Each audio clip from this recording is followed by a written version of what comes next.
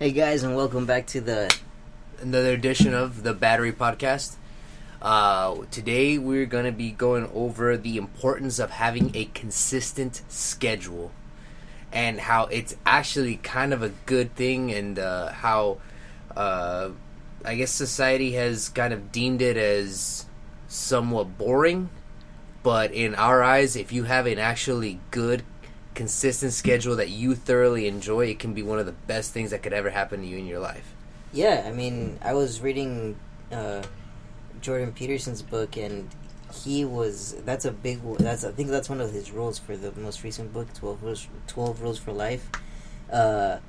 He was saying that, obviously, well, in our society, we feel like having a set schedule is kind of like a slave thing. It's looked like, down upon. It's sort of frowned upon. It's sort of by yourself too. Like you, usually yourself doesn't like having a schedule to do certain things. But he's like, set up your schedule in a way that you enjoy doing it, and that is a huge factor in it, into being successful at least. Yes. So yeah, go for it. Yeah, no, consistency really is key. I mean, what we're doing right here, like we've made it. Now it's I'd say we're what, 10 weeks in? I think 11. 11 weeks into this program at this, and I feel like we've gotten past that barrier of, okay, I have to make time for this. Now it's just like it's second nature. Yeah. We don't even think about it. I get out of work like at noon or at 2 on Saturdays and come straight home and we record. And that's what we do. And that's how it's done. And there were a couple of times where we had to work around it. That was like one Saturday. It was just because we had to go do some family thing. It was like some family thing, exactly. And then I think we come back that night? We came back that night and we recorded that evening. It was like at 3 in the morning. Yeah, it was around 3 in the morning, yeah. So the fact, like, even we know now, we're so in sync that we know, like, if something because we understand that things happen and things get in the way of the schedule, we understand. As you always say, we live in life. Yeah. So life is unpredictable. Yeah. So, I mean, obviously, that one time it didn't happen Saturday day. Yeah. But it was Sunday, like at 3 in the morning, we fucking got it done. Yeah. And if it wasn't Sunday morning, like, we were going to do it the next day. Yeah, like, it's priority. Priority. To us. There you go. It is priority. But the other thing is, and I'm going to go back on that, how having a consistent schedule on the macro scale, it almost seems boring. It almost seems mundane. It almost seems like it's not the most fun. But if you really, like, we'll take my schedule, and you and I have radically different schedules. Radically. My schedule, on the macro scale, you look at it, it does seem kind of like a boring schedule, you know. I train, I work, and I sleep, and I do the same thing pretty much every day at the same time. However, on a micro scale, I wouldn't trade it for the world. I love my schedule. I actually thoroughly enjoy it. I train jiu-jitsu 4 times a week on my days. I bet you'd change your schedule to be able to train jiu-jitsu 7 times a day. I probably would. Here's the thing: we'll get into that later. But I feel like if I train 7 days a week, that's gonna be too much. But anyway, you don't think you'll end up like fucking BJ Penn getting his black belt in 4 years instead of 7? It depends. I've talked to a lot of black belts. What if you do all the scientific research and like have access to cryotherapy for recovery and like steroids and shit?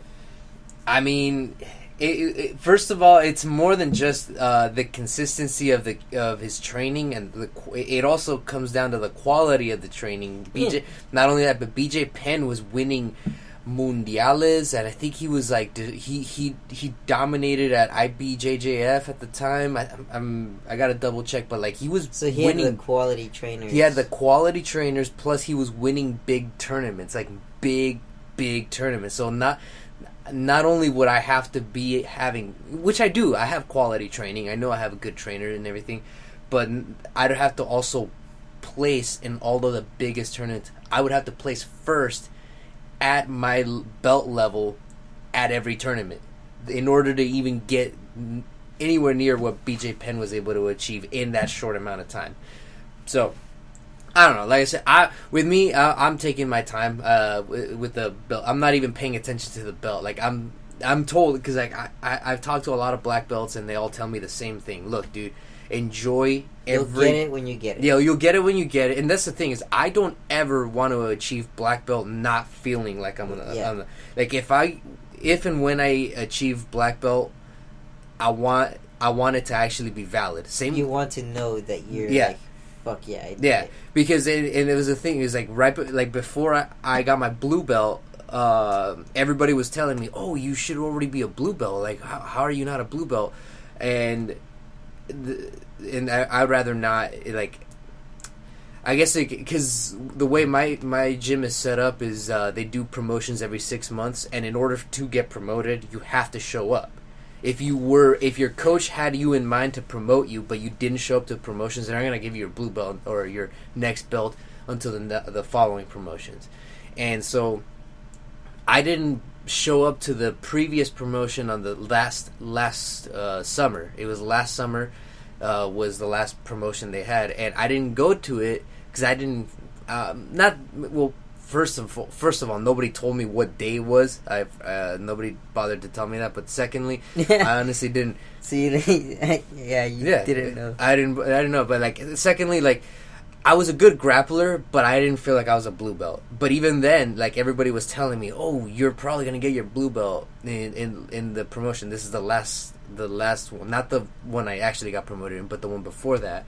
I didn't think so. I didn't feel like I would if my coach had given me my blue belt, then I wouldn't have felt like a blue belt. I would have still been like, no, I don't, But when I actually did get promoted, I showed up because I knew I was a blue belt. I knew for a fact. And when, I showed up, lo and behold, they gave me my blue belt. Like, it's one of those things. But, like, I'm going to take my time. And all my coaches, like, all the black belts I've spoken with, they told me, like, dude, just enjoy the belt you're in now. Like, enjoy the time you have with the blue belt. Because every belt that you go, it's going to get, there's going to be higher expectations of you. And I'm starting to notice it now, like, with my coach. Like, he has a lot of higher expectations of me.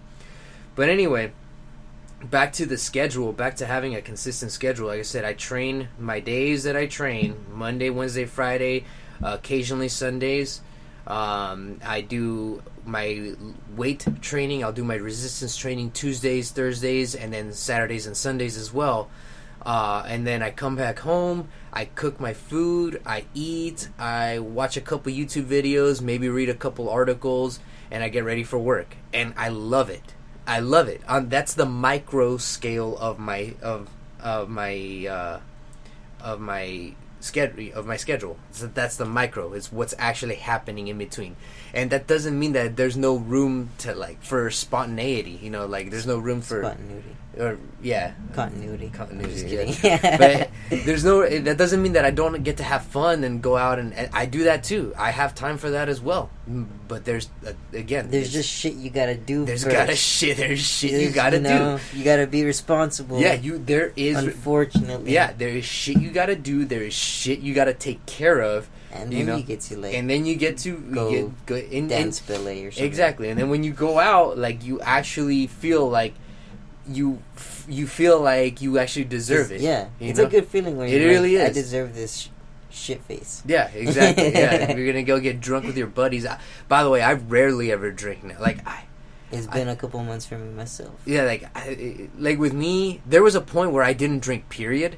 I remember that. Yeah, there was 3-year period where I had a zero sip of alcohol. I think 2015, 2016, right when the second time we saw Metallica, That was the first drink I ever had in like 3 years. Scheiße. You know, exactly. That dude. That was a sick show.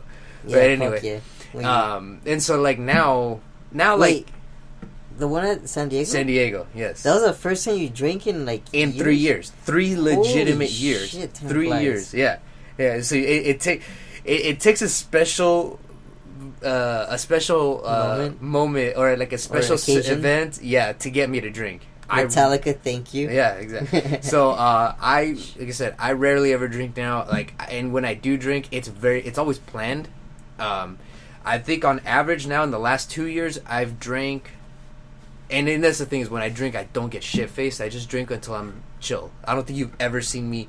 I don't think you've seen me super shit. No, I don't think I've ever seen you black out. No. Not even when you were kicking with Mario. Oh, dude, yeah. Well, Mario's an old friend of mine. Shout out to Mario. Shout out to Mario. No, yeah. Like I never liked getting blacked out drunk. I never understood that concept. But anyway, yeah. So like now. In the last 2 years, I've drank maybe 4 to 6 times throughout the entire year, which is barely anything compared to most people who go out every single weekend. Yeah, and one of my coworkers is like that. Dude, I don't understand. Dude, I think she does that throughout the week, actually. I don't. She's gonna feel it. It's gonna catch. How old is she? Getting there. She's like 27, 28. My maybe age. 30. My age. Yeah. It's gonna hit her. Yeah. It's gonna hit her hard. Like it's one of those things. Like you gotta balance it out. But yeah, like now, and I'm the end of this month. I'm planning to go out Memorial Day weekend because I have that whole weekend off. I don't work that weekend, and so I'm planning on going out with all my friends to go have drinks and bar hop and everything and all the ratchet things that everybody do nowadays. But the reason is because I'll actually feel good about it. I'll actually deserve it because this is the last month I finished paying off my student loans. The very thing that I started this year. I started something and I'm about to end it pretty soon. Technically, I have the money to. I pretty much can pay it off now. I wanna save a little bit more so I can pay it off and still have a good amount to start an actual savings account, which I actually had earlier yesterday. I got into a somewhat of an argument with my dad over this. Not an argument. It was like an argument, but not like a heated one or anything like that. So you punched him 3 times and he got you twice? Yeah. And he was like, "Oh, why not just pay it off in installments like you have been these last couple of years?" And I tried explaining to him like, I want to get rid of this ASAP so I can actually start an actual savings account for myself for my future. I think that's another thing that millennials aren't really thinking about. It's so insane how people our age aren't thinking about retirement or savings. Not. It's so and most so people think in the now. People, like my friends have credit cards and they're trying to have a savings account too, but their credit card is higher than their savings. So yeah, I mean they don't think about that. Yeah, you're negative dollars at that point. It's an uphill. It can become an uphill battle, and that's why I am in a good position right now because I'm about to be finished with my debt. I'm gonna have no debt, and I'm gonna literally any money that any disposable income that I have, which I will have, is gonna go straight to my savings. Of course, I have my plans. So I'm gonna actually start saving in September, like legitimately, because I'm gonna spend this summer. First of all, I'm gonna have some fun. Like I said, I'm gonna have a little bit of fun. We're gonna go see Iron Maiden later this year, and we're gonna get pit tickets. No exceptions, no questions asked. I'm also gonna buy a couple things that I've been wanting to buy for a while, just to get those things. I'm planning on buying a 357 Magnum, snub nose, because America. Because America, exactly. I've always also because it's been a gun. I've been talking about the 357 since I was like 15. Yeah, I remember that. I've always wanted that gun, and I'm already a gun owner. So and maybe get an arsenal here and there. I don't know. We'll see. Anyway, just get those things out of the way. Just purchase some of the things I've always wanted to purchase, and I'll feel like I actually deserve it again because I've worked so hard getting myself out of debt. Now I can just have a little bit of fun. So this summer is just gonna be have a little bit of fun, and on top of that, we're gonna set aside some money to purchase some more equipment. Quality equipment. Yeah, quality equipment for you people, exactly. So that's another thing. We're gonna also invest. I like that term, invest, because these things like the equipment that we're looking to buy, it's not just a bunch of toys that we want to have. This is an investment, an investment in this. Yeah. And then of course, September, that's when I'll actually start a real savings account, really putting away money, for my future. The smart thing to do. The smart thing to do. Basically what adults should have been telling me to do. What adults should be doing. And again, unfortunately, I know a lot of people my age, relatively our age, who don't think that way. And I was one of them. I never thought. I just was caught up in the moment. You live and you learn. It's one of those things, Yeah. When I figured out how good a schedule is when I tried out monk mode, because before that I felt useless because I was just I was in the moment. I was just who's down to kick it, But I mean, once I got that and I started reading a little bit more, and I just realized how important a schedule was because I felt useless without one. And once you start doing it, I mean, my days kind of flew by. I enjoyed what I had to do. I mean, the things I did, but the days were just flying by because I was getting shit done. Mm-hmm. That felt really good. Just because, I mean, some days just drag on, but when you're getting shit done is when you don't feel the time fly. So that shit was just, I mean, that just helped a lot with getting or starting to get certain things done. Yeah. Like working on this, I was just trying to figure out other pieces of equipment that we can get, like a stronger hard drive or better mics. I mean, these mics are pretty solid, but soon we're gonna have some pretty good things. Yeah. Ideally, we want to add video eventually. Yeah, video I and actually audio. I bought a camera, so we have officially now we have 2 cameras. Yeah. We can do a lot with just these 2 cameras alone. I should really start looking into how to edit. Because both the cameras we have are actually pretty legit. We have a Canon G7X Mark II, which is a good vlogging camera, but I'm pretty sure we could do a lot of other things. It's a relatively versatile camera. And then I bought the DJI Osmo.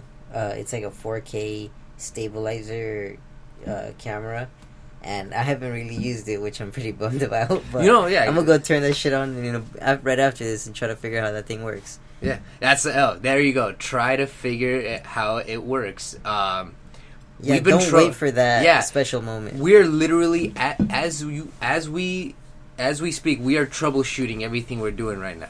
It's amazing we can just say that. We're troubleshooting. We're not thinking. We're not perfecting everything. We're just doing it, and then we're learning, and we're bootstrapping it as we go along. That's the term. Is the perfect term is bootstrap it. Don't wait for the perfect opportunity. Do not, don't. You just gotta do it, dude. Like Nike. Just do it, dude. Shia LaBeouf. Oh yeah, Shia LaBeouf or Shia LaBeouf. Shia LaBeouf. Just do it. But have a schedule, dude. It's not. Yeah, exactly. It's not slavery. It's slavery because you put it yourself in that situation. Yeah. If you fix it yourself, or if you fix your own schedule the way you want to do it, it's not gonna feel like slavery. You're gonna have fun with it. If anything, actually, it's the opposite. I actually feel more free. Yeah. I feel true freedom in having my consistent schedule because you're not sweating. You're like, oh shit, I have to do this. I have to do that. It's not like I have to. It's like, oh well, this is what I'm doing today. Let's go. And the funny thing with my schedule, I didn't meticulously set it up the way it did. It just kind of happened organically. And it's a good thing. Like, it just, because that means that I didn't really have to, like, I guess, compromise myself and compromise my values or anything. I just do what I want, and then do what I need. Do everything that you want and need all simultaneously. That's exactly how my schedule is. It's a mix of both. It's a mix of doing what I want plus doing what I need all at the same time. It's a cocktail for, happiness, in my opinion. But yeah, having a consistent schedule, it's a freeing thing. It's not a slavery. You're not stuck in a slave mentality, and you can always change it. That's the other thing. That's the beauty part about it is you can always change the schedule when need be, if necessary. Key word is necessary as well. But yeah, I wouldn't change my schedule for the life of me. I love what I do on the micro and macro scale. It's the best. I love my schedule, and not very many people get to say that. There's very few people that can say I love the schedule I'm in. Sure, I work a job like any other person. That's just a part of it. I just go through, get past that and move on to the things that I do want to do. I never skip jiu-jitsu anymore. Like, I think this is the most consistent I've been this year, even more. Last year, I was only going 3 times a week. This time I'm going 3 to 4 times a week now, depending, give and take, because now I'm doing private sessions with my coach, so that adds another extra day. Yeah. So doing privates plus, the regular training schedule that I have. So yeah, I mean, I wouldn't change it for the world. I love my schedule. It's the shit. Yeah. Well, actually, until I set the schedule, I feel like I was plateauing, and then I actually started rock climbing a lot more consistently. And then just hitting my heavy lifts, instead of going to the gym every day, I'd just go like 3 times a day, but I'd go rock climbing like 4 or 5 times a week as well. So I was always at the gym, but only hitting my heavy lifts 3 times a week, and my numbers just went up like a good amount, and I felt like I was plateauing just because I was probably just lifting and not just lifting just to lift. Yeah, going through the motions. Yeah, just going through the motions. Yeah. Now I was actually... Which is not it's better, I mean, technically that's still better than not doing anything at all. Hell yeah. Don't be a lazy prick. Yeah, exactly. But, so it's one of those, like, I guess perspective needs to be added into this. It's like, well, I'd rather be going through the motions and not, doing any progressive overload, but at the very least, I'm moving my body, Well, yeah, that's how I thought I was plateauing, because I was just going through the lifts. But once I started doing my shit, I actually wrote it out like a heavy lift plan for myself, and I was seeing results within 2 weeks. So, I mean, shit happens when you write shit down. It's so funny. With me, it's I think the main thing that changed recently is because, again, I've been doing private sessions with my coach, and now, because my coach is very much like, the way he does things is he likes to set up systems and like, he has his own system and his own fundamentals, and then he lets us kind of become very creative with our own within the system that he sets up.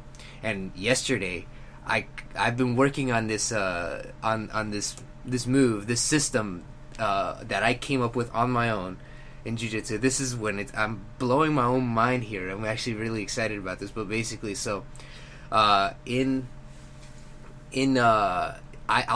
I'll do is, for the people who know jiu-jitsu, I'll get myself in half guard, or I'll give up one leg and give someone Z guard or half guard, and I'll let them do a lockdown where they basically just lock both their ankles around my ankle and then just keep it there.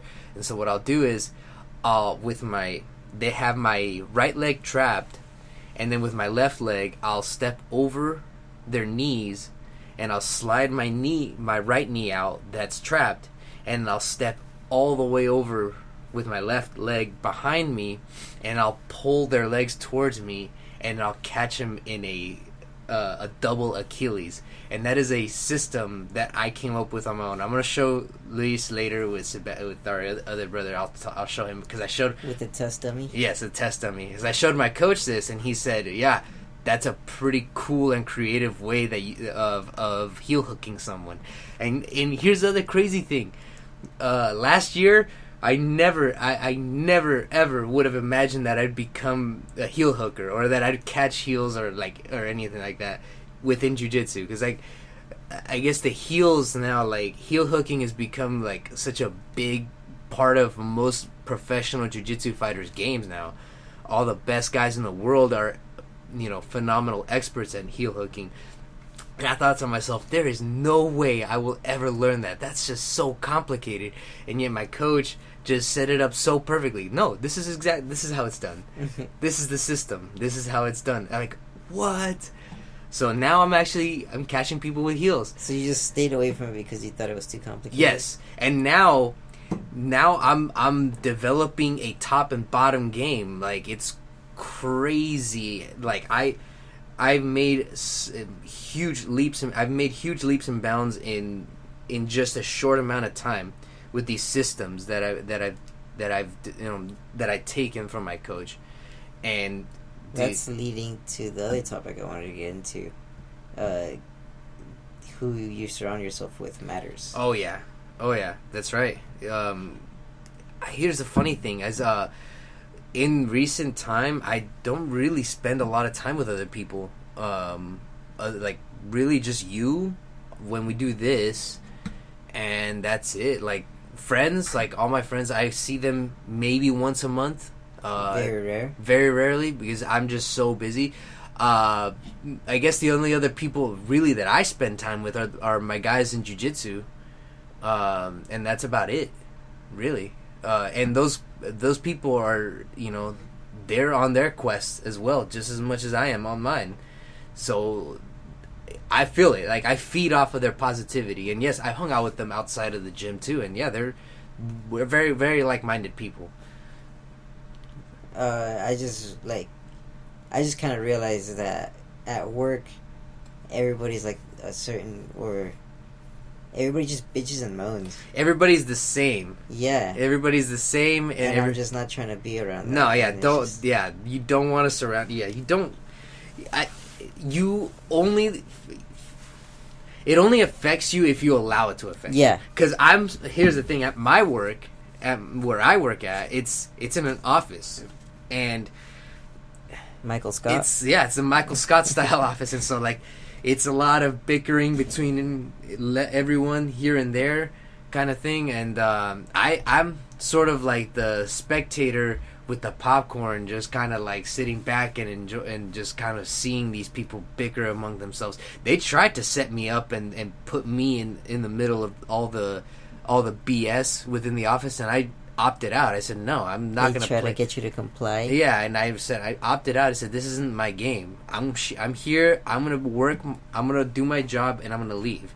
And that's it.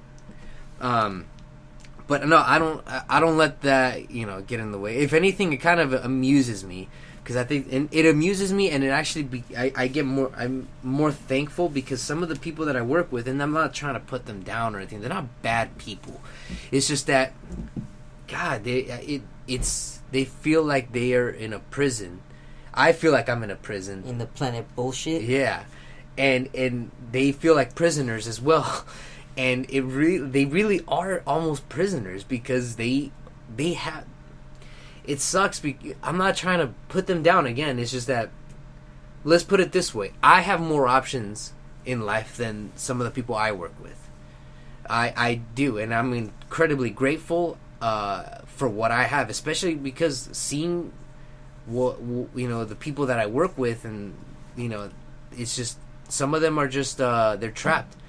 They're trapped there. They have no other options really to go anywhere else. Maybe they do, but they would have to change their life dramatically. And not only that, but not only will their lives be affected, but their families' lives will be affected as well. Whereas with me, I can just pick up and go wherever I please. And Well, I mean, now it's not. It is and it isn't, because like we're doing this, this podcast and developing this, this platform, which I wouldn't change it for the world, but yeah, you definitely don't want to be around people that want to trap you in there. They want to they want to trap you in the way they feel trapped, and that's what it is. It's like those are negative people. Exactly. Usually, I mean, negative people, and you just don't want to be around that shit. Just because, I mean, if you do if you do have, let's say, a weak mind, for better or worse, I mean, you'll probably become one of those people, and that's just misery in my mind. It just seems like it's misery. If you're miserable and you just want to spread misery, that's a horrible way to live, man. That's a horrible way to live, and I don't want anything to do with you. However, exactly. However, if you are a miserable person, but rather than wanting to spread misery, you want to actually change, you want to change yourself, then by all means, I will. I'll do what I can to help you out, of course. But you have to want to make that change. You have to want to, not be miserable. And at the same time, I think some people don't understand that they are all miserable, but they don't actually take a look at themselves honestly in their lives. And, it's one of those things where if you don't like the way you're living, if you don't like the way you're thinking, if you don't like the way you feel, think about it this way. But if you don't want to change, though,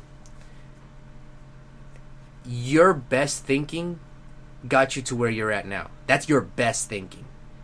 Maybe it's time you switch things up a bit. Maybe it's time to take advice from someone who's actually successful.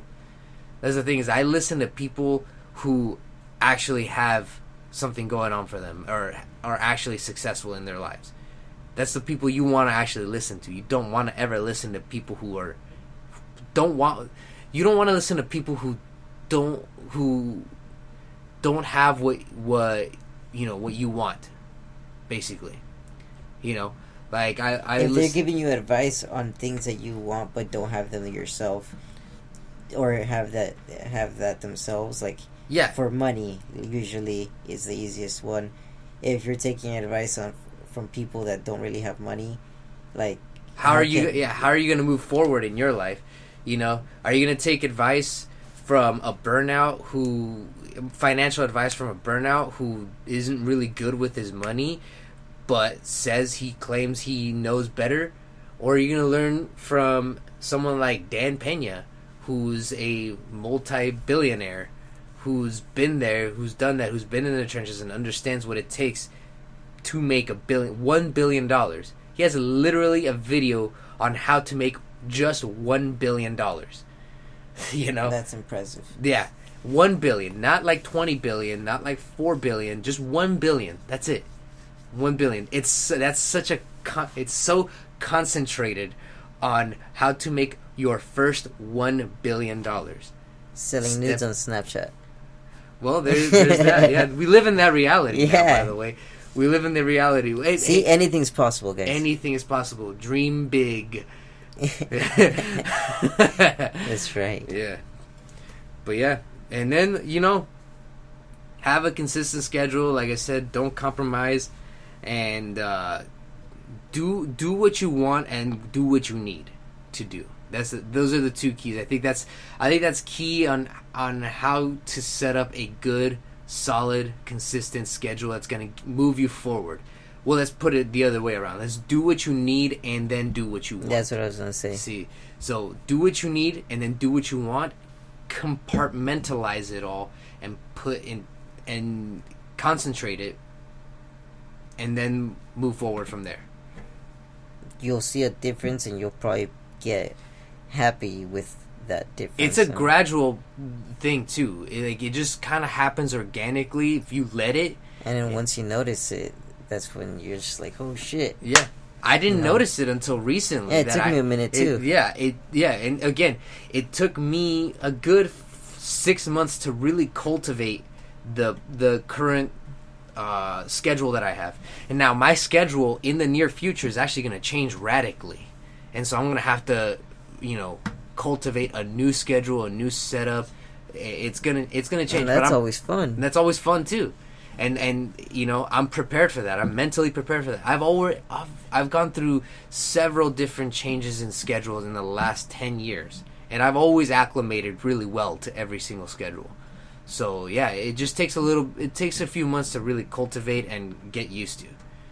But don't get sold this idea that having a consistent schedule every single day is mundane and boring and you're not living a fulfilling life. That is absolute horseshit. Okay? That is absolute bullshit. Do not listen to those people. Those people have nothing better to do than to scroll down Instagram and look at other people's lives and say, well, their lives are exciting because they're doing something different every single day. Meanwhile, the people they're actually looking at, the profiles they're actually looking are of people who are only living in the moment but are not actually happy. They just want to show you that they're happy. I myself can thoroughly say that I'm happy with my schedule. And I'm, it may seem boring to you, but I wouldn't change it for the world. Make your schedule what you want to do with your life. That's it, yeah. I'll see you guys later. Later.